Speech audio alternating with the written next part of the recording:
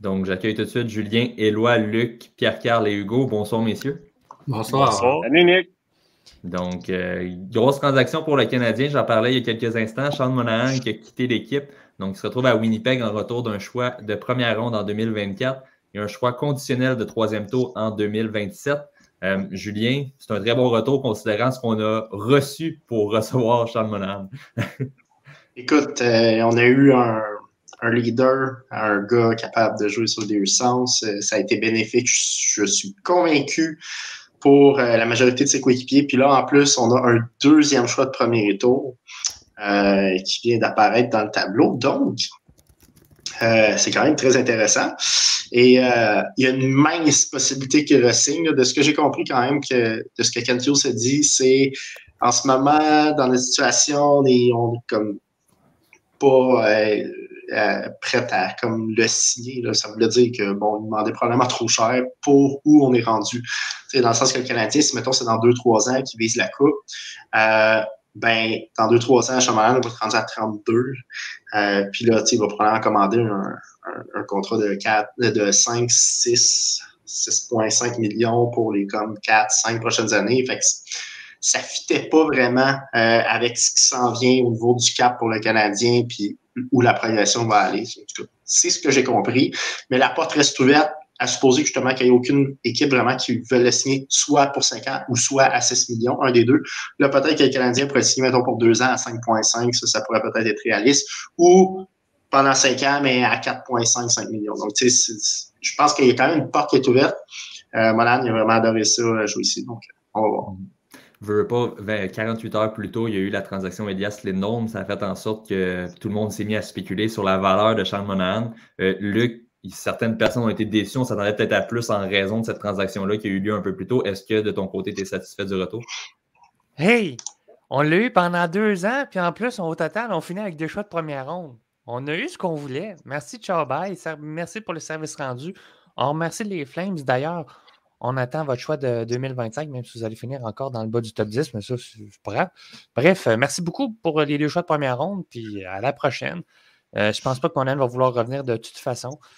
C'est quoi? Il va probablement, je ne serais pas surpris qu'il signe 6 fois 5. Non, 5 fois 6 lors de la prochaine pause. C'est plate. On voudrait tous le revoir. Du côté du profil là, de fiston parfait, je pense que Sean Monahan casse dans tous les fils, dans tous les exemples de fils que toutes les mères voudraient avoir partout au Québec. Malheureusement, il va falloir passer notre tour. Puis Sean Monahan, ben, ça sera le beau petit-fils à quelqu'un d'autre le 1er juillet prochain. Sinon, on ne veut pas cette transaction-là quand même permis à un jeune du Rocket, ben, plus si jeune que ça, mais tout de même à Brendan Gignac, en fait, de signer un contrat à 2 volets avec les Canadiens. On se doute qu'il va terminer l'année à Montréal. Pierre-Carl, c'est une bonne nouvelle pour lui qui dominait là, dans la Ligue américaine. Oui, je pense que c'est une bonne nouvelle pour lui personnellement, aussi pour le Canadien, de voir un Québécois de plus à l'œuvre avec le Canadien de Montréal d'ici la fin de saison. Je pense que c'est très bien. C'est sûr que de l'autre côté, Sean Monahan, je pense qu'il apportait beaucoup sur et hors glace aussi pour aider nos jeunes. Parce que lorsqu'on regarde dans le futur, lorsque le Canadien sera prêt à remporter, à avoir une meilleure formation, aller loin en séries éliminatoires, mais ça va prendre des bons centres. Je ne suis pas sûr que présentement, ça va être Brendan Gignac la solution à long terme. C'est bien, ça va être parfait pour la prochaine saison. Sauf que je pense qu'à long terme, ça va peut-être faire mal aux Canadiens parce que oui, on a eu un choix de première ronde en retour, mais en haut du 25e rang, c'est rare que le joueur a un impact dans un top 6. Parce que le Canadien manque de joueurs de top 6. Je pense que dans l'organisation, on n'a pas énormément au poste de centre qui va pouvoir remplir cette place-là. J'ai hâte de voir Alex Newhook, il n'est pas vu non plus. Mais c'est ça, pour l'instant, Brendan Gignac qui faisait 1 point par match dans la Ligue américaine, puis qui a une excellente saison. Donc, c'est bien qu'on le récompense puis qu'il vienne avoir du temps de jeu avec le Canadien de Montréal dans une saison où il n'y a pas rien à gagner en tant qu'équipe. Donc, pour lui, c'est très bon d'avoir des minutes. Là. Hugo, je te laisserai enchaîner sur justement Brendan Gignac qui s'est joint à l'équipe. Là, présentement, c'est Gignac et Condotta qui sont là pour pallier. Est-ce qu'on va peut-être aller chercher quelqu'un d'autre? Puis je te passe la parole parce que Anthony a le goût de t'entendre parler. Ouais, salut mon collègue Anthony Desaulniers qui a le podcast La Relève. Donc, salut Anto. Mais effectivement, Brandon Gignac, c'est une belle opportunité pour lui de se faire de bien paraître là, au niveau de la LNH. On sait que avec le Rocket, ça a été très bien, quasiment le point par match. Il est vraiment un leader là-bas. Autant pour Lucas Condotta, qui lui aussi, je pense, mérite sa place présentement. Et le Canadien a le luxe de faire briller ces joueurs-là qui ne vont pas nécessairement avoir des chances dans la Ligue nationale de sitôt. Je pense notamment à Alex Belzile l'an passé, qui a pu se dénicher un contrat grâce à ses performances dans la Ligue nationale avec le CH. Donc, pour Brandon Gignac, c'est une belle opportunité. Je pense que c'est un joueur qui a beaucoup de qualités offensives, notamment sa vitesse. Je pense que c'est ce qui montre aux yeux de tous les analystes, tous les descripteurs de hockey qui ont la chance de voir Brandon Gignac jouer. C'est le fun, ça rajoute un peu de vie à Montréal dans une équipe jeune. Naturellement, on voulait quelqu'un qui est complémentaire au style de jeu du Canadien présentement, même si l'équipe est jeune et relativement rapide, outre Brandon Gallagher et Tanner Pearson, bien évidemment. Mais il s'accommode très bien jusqu'à présent. Il a joué un super bon match contre Washington. Et en conférence de presse, Martin Saint-Louis l'a dit, il se voit un peu en lui en termes de développement, en termes de chemin vers la Ligue nationale. Et Brandon Gignac s'est très bien débrouillé jusqu'à présent. Et j'espère que ça va continuer pour le reste de l'année. Sinon, également, on peut se demander, est-ce que le travail de Kent Hughes est déjà terminé? Bon, présentement, dans les joueurs qu'on peut voir peut-être partir, tu as nommé son nom, Hugo Tanner Pearson, peut-être, encore là, ce ne sera pour pas grand-chose, on s'en doute. Peut-être David Savard, qui fait partie des rumeurs. Éloi, de ton côté, est-ce que tu penses que Kent Hughes a terminé ses emplettes ou ses ventes, plutôt? Ben, écoute, moi, je pense que il est rendu à quoi? 4 Blackberry, je pense. Donc, c'est ça. Pour moi, il est encore actif là, avec ça. Tu sais, t'as Savard, effectivement, que tu as nommé. Par contre, Savard, il y a 1 an de plus à son contrat, donc je serais curieux de voir sa valeur. On se souvient qu'en 2021, c'était un échange à 3 équipes, puis finalement, Savard, il valait pas grand-chose dans ce temps-là. Columbus il avait obtenu, je pense, un 4e choix, puis peut-être un joueur de profondeur. Là, donc, aujourd'hui, est-ce que Savard vaut plus? La question se pose quand même, parce que oui, il paraît très bien à Montréal, il bloque des tirs et tout ça, puis c'est un héros à certaines occasions, mais il y a d'autres occasions, quand on regarde les stats avancées, ça va moins bien un peu de ce côté-là.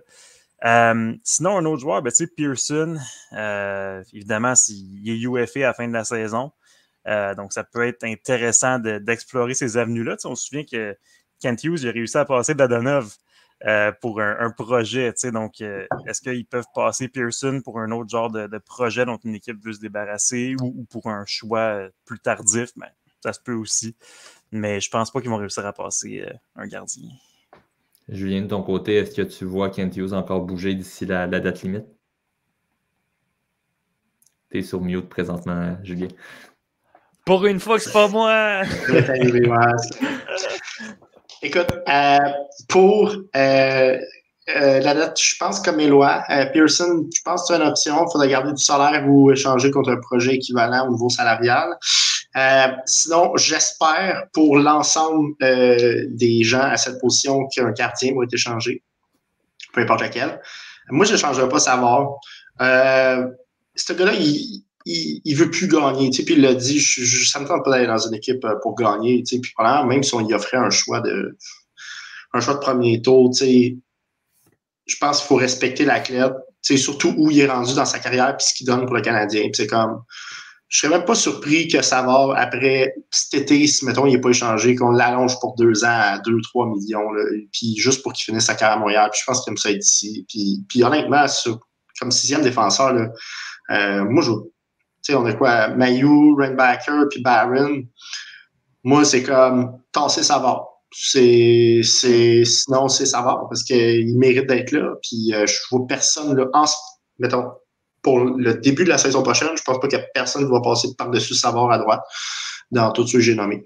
Donc, les Canadiens ont tout intérêt à le garder. Donc, c'est ça. Fait que Pearson, Allen ou Primo, je pense que ça va être ça. Il y a peut-être un Evans qui peut, mais là, on est en train de vider notre ligne de centre solide. Fait que j'irai pas là non plus. On sait pas, tu sais. Peut-être que justement, tu sais, un joueur qui est UFA ou RFA, puis que l'équipe pense pas être capable de le signer, puis que le Yo, justement, ben là, il se sert de un premier choix puis un deuxième choix contre justement un joueur qui est RFA ou peu importe. Là, ça peut se voir. Un peu comme ce qu'ils ont fait Vancouver l'année passée avec Ronek ou ce que Washington a fait avec Sandin. Ça peut arriver. Mais sinon, je vois pas d'autres. Oui, puis sinon, aussi à la défense, tu le dis, bon, tu ne te laisserais pas partir Savard, mais il y a d'autres options. Justement, il y a tellement de jeunes qui s'en viennent. Exemple, un Kovacevic qui peut-être qui a une autre année de contrat encore à un tout petit salaire. Ça risque que ce ne sera pas un gros retour, mais peut-être qu'on pourrait le laisser partir, aller chercher un petit quelque chose, puis libérer, exemple, une place dans l'alignement. Peut-être même, exemple, bon, Xhekaj est revenu dans les dernières semaines dans les rumeurs, donc peut-être, exemple, aussi pour être transigé. Il y a quand même quelques options. Luc, je pense que tu partageais l'avis de Julien, donc tu n'échangerais pas David Savard de ton côté. Là. Mais c'est quoi l'idée de vouloir échanger David Savard, que tout le monde vient de voir l'échange à Monahan, puis tout le monde est comme « Hey, je veux vite échanger mes cartes de hockey, je veux en avoir plus. » Ce gars-là, lorsqu'il a signé son contrat en 2021, si quelqu'un n'est pas capable de se souvenir ou n'a pas de mémoire, je vais vous rappeler ce qu'il a dit. J'étais tanné de bouger avec ma famille. Je veux que mes enfants soient élevés au Québec et je veux rester au Québec. Pourquoi on se débarrasserait d'un gars qui veut jouer à Montréal, qui va t'amener du leadership dans la chambre, qui va être efficace défensivement, qui va, certains vont l'appeler sauveur, qui va se transformer en gardien numéro 4 pour cette équipe-là? Je veux dire, tu n'as aucun intérêt dans ta construction, dans ton besoin de leadership dans le vestiaire. Tu n'as aucun intérêt à échanger ce gars-là, même pour 2 choix de première ronde ou même pour 2 choix de troisième ronde. Tu le gardes.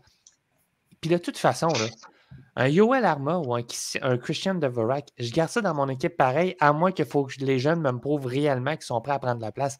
Sinon, je les garde. Tant qu'à avoir rien en retour, donner les choix au repêchage pour me délousser d'actifs, garde tes actifs, reste là, puis à la place, prends tes choix au repêchage pour aller chercher un actif bien plus payant que juste te débarrasser de 6 millions. Déjà que l'an prochain, tu vas gagner 2,5 millions sur ta masse salariale parce que Edmondson, son contrat se termine, et en plus, ton rachat de Carl Osner disparaît de la masse salariale. Donc déjà, à ce moment-là, tu viens de chercher 2,5 millions. Puis en plus, en ce moment, le Canadien a de la place pour aller chercher un contrat d'à peu près 2 millions, même si le 4 paye 0. Tu as de la marge de manœuvre pour retenir à peu près l'équivalent du salaire de Monahan parce que tu t'en es départi de Monahan. Fait que tu es capable d'aller chercher à peu près un 2 millions si tu joues bien avec les chiffres dans ta masse salariale pour aller accumuler. Je ne sais pas si vous savez, mais si tu retiens 2 millions, si une équipe retient 4 millions sur un joueur qui est en train qui ne fera pas les séries, mais qui a une équipe qui va aller se remplir avec un joueur de troisième ligne qui normalement joue sur une deuxième ligne dans une autre formation qui ne fait pas les séries, puis qui vaut 6 millions. Mais le Canadien devrait être vraiment une opportunité également pour acquérir un salaire en retour d'un choix de troisième, de quatrième ou de cinquième ronde aussi.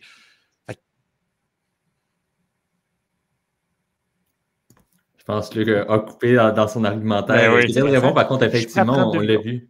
Oui, excuse-nous, tu t'as coupé pendant la fin de ton explication, mais effectivement, on a saisi quand même l'essentiel du message. Là, donc, le Canadien peut jouer comme troisième équipe dans une transaction. On l'a vu dans les dernières années. Il y a quand même eu des retours intéressants également qui est arrivé avec certaines formations. Parfait. Bien, écoutez, on va passer peut-être à nos prédictions de la semaine. Je vous montre rapidement les 2 rencontres que les Canadiens vont jouer cette semaine. Donc, évidemment, le week-end du Super Bowl, 2 matchs en après-midi au Centre Bell.